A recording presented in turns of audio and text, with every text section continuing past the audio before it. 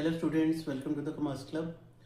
हमने accounting concept start किए थे। पिछली वीडियो में हमने किया था business entity concept. Next concept करते हैं द गोइंग कंसर्न कंसेप्ट। मैं जब ये जॉट डाउन कर रहा था ना पॉइंट्स, तो मैंने कहा मैं आप सबको भी आइडिया दे दूं। थ्योरी को बेस्ट करने का तरीका पता क्या होता है? जो बुक में पूरा पैराग्राफ दिया होता है ना, उसको आइदर फ्लो चार्ट फॉर्म में, पिक्टोरियल फॉर्म में या ऐसे बुलेट पॉइंट फॉर्म में लिख लो या रीड कर लो। लिख तो मैं रहा ही हूं आप लोगों के लिए, तो बहुत इजीली याद हो जाता है। अब ये कंसेप्ट क्या कहता है? It is assumed that business will continue for a long time in future. मान के चलना है कि जो बिजनेस चल रहा है वो अभी नियर फ्यूचर में शट डाउन नहीं होने वाला। It will continue for a long time. मैं पहले कह रहा हूं मान के चलना है, क्यों वो भी भाई आ रहा नीचे पॉइंट में। ट्रांजेक्शन्स आर रिकॉर्डेड एज्यूमिंग, मैंने यहाँ पे ना इस पे भी यही एरो दिया है, for a long period of time in future.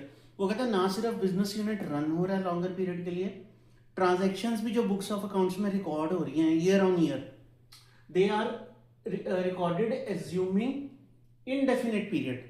भी बिजनेस लॉन्ग टाइम के लिए ही चलना है। अच्छा, यही एजम्पशन में करके हमें क्लियर डिफरेंशिएशन मिलती है between the capital expenditure and the revenue expenditure. Okay, जो फिक्स्ड एसेट्स रिकॉर्ड होने हैं बुक्स ऑफ अकाउंट में, जितनी उसकी ओरिजिनल कॉस्ट है माइनस डेप्रिसिएशन, माइनस डेप्रिसिएशन पे रिकॉर्ड होंगी।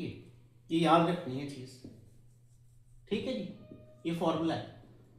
Market value of fixed asset is not recorded question में, मगर मार्केट वैल्यू भी दी गई है, वो नहीं रिकॉर्ड होनी। रिकॉर्ड क्या होना है? Original cost minus depreciation. Okay, देखो इसमें नेक्स्ट ये भी हम एज्यूम ही कर रहे हैं। नाइदर इंटेंशन, ना ही हमारी नियत है, नॉर नेसेसिटी, ना ही कोई जरूरत है वाइंड अप करने की बिजनेस को। अब मैंने कहा था ना कि क्यों करना है गोइंग कंसर्न की लॉन्ग पीरियड, इसलिए कहता है अगर हम नहीं करते ये चीज एज्यूम, जो आउटसाइड पार्टीज हैं जिनसे हमने गुड्स लेने हैं या अदर पार्टीज हैं, वो हमसे लॉन्ग टर्म कॉन्ट्रैक्ट ही नहीं एंटर करेंगे जब उन्हें सर्टेनिटी नहीं है कि बिजनेस कंटिन्यू होना है। ठीक है, ओके। यही assumption, यही कंसेप्ट जस्टिफाई करता है डिस्टिंक्शन, जैसे कैपिटल एक्सपेंडिचर और रेवेन्यू एक्सपेंडिचर बताया ना, अगेन यहां भी between fixed assets and current assets में भी जस्टिफाई करता है। Last is liabilities will be paid on maturity. ये इंप्लीफाई करता है प्रिंसिपल, ये कहता है कि हाँ, जो लाइबिलिटीज ड्यू होंगी वो टाइम पे पे होंगी। मींस सपोज हमने किसी को फंड्स देने हैं on account of purchase of raw material और एक शेड्यूल डेट है कि आज से 30 डेज बाद देने हैं, तो हम एज्यूम करेंगे कि ये 30 दिन बाद पेमेंट हो जाएगी। फाइनली जो अनसोल्ड स्टॉक ऑफ गुड्स होगा वो नेक्स्ट ईयर कैरी होगा। आपने मुझे कमेंट करके बताना है कि अकाउंटिंग में फाइनेंशियल ईयर कब से कब तक होता है।